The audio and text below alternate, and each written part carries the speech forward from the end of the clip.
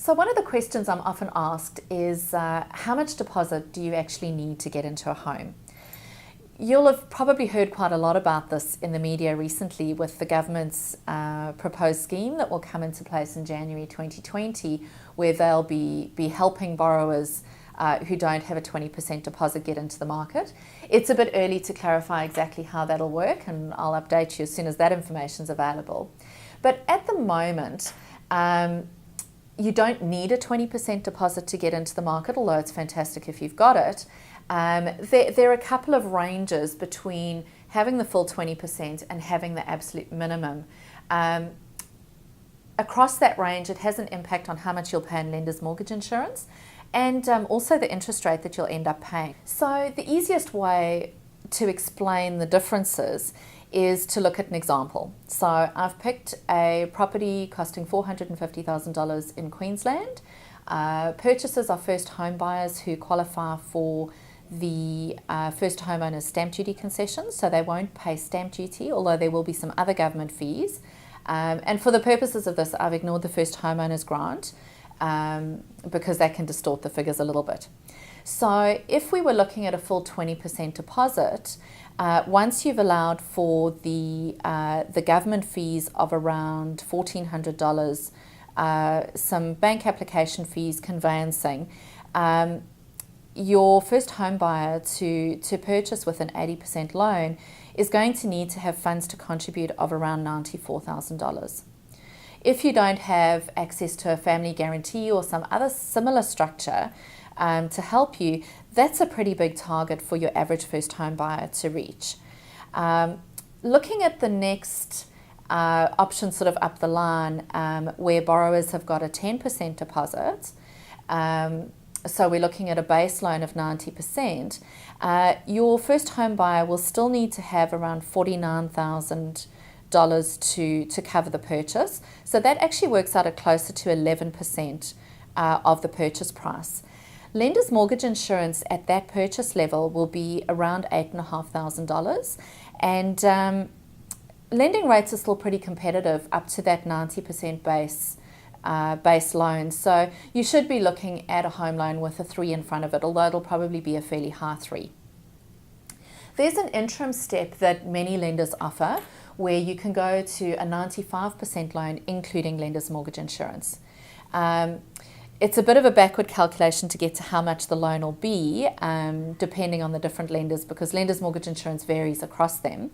But in this example, your borrower would need to contribute $40,000 and their lender's mortgage insurance premium would end up being about $12,000. Interest rates there will probably be in the low to mid 4%.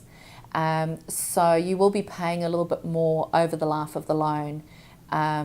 That extra $9,500 that you've borrowed versus the 90% option is costing you an extra $4,000 in lender's mortgage insurance. But it basically will get you into your home with savings of almost 10 grand less. So you'd need around the $40,000 mark.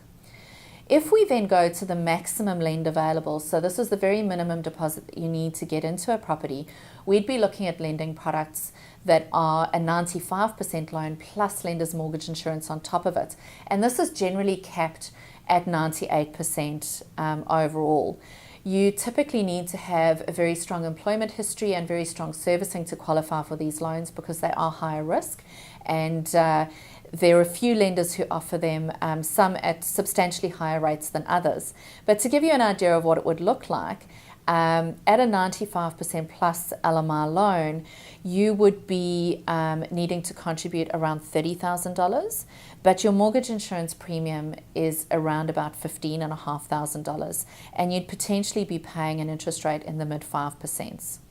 So if we compare, for simplicity, because I know I've bandied a lot of figures around, a 95% plus mortgage insurance loan, you need to contribute around $30,000 and your mortgage insurance is around $15,000. If you compare that to a 90% loan where you've contributed just shy of $50,000, your mortgage insurance premium is around $8,500. So that extra $20,000 that you've borrowed has cost you $7,000 in mortgage insurance.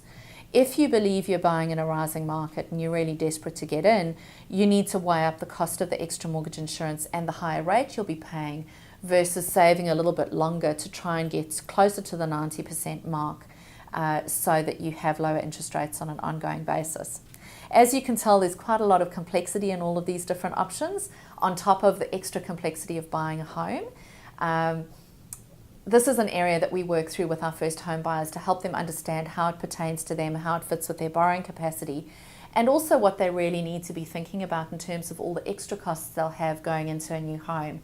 So give us a call, let's take some time, sit down, work out what your circumstances are, and put a solid plan in place to get you into the market. But leaving you with that parting shot of how much deposit do you need. Generally on a purchase of around about $450,000, you need at least 6.5%, but ideally you probably want to be aiming towards the 11% if you can, to give yourself the best mix of lower lenders mortgage insurance and good interest rates. Happy to have a chat anytime to talk through your circumstances. Give me a call.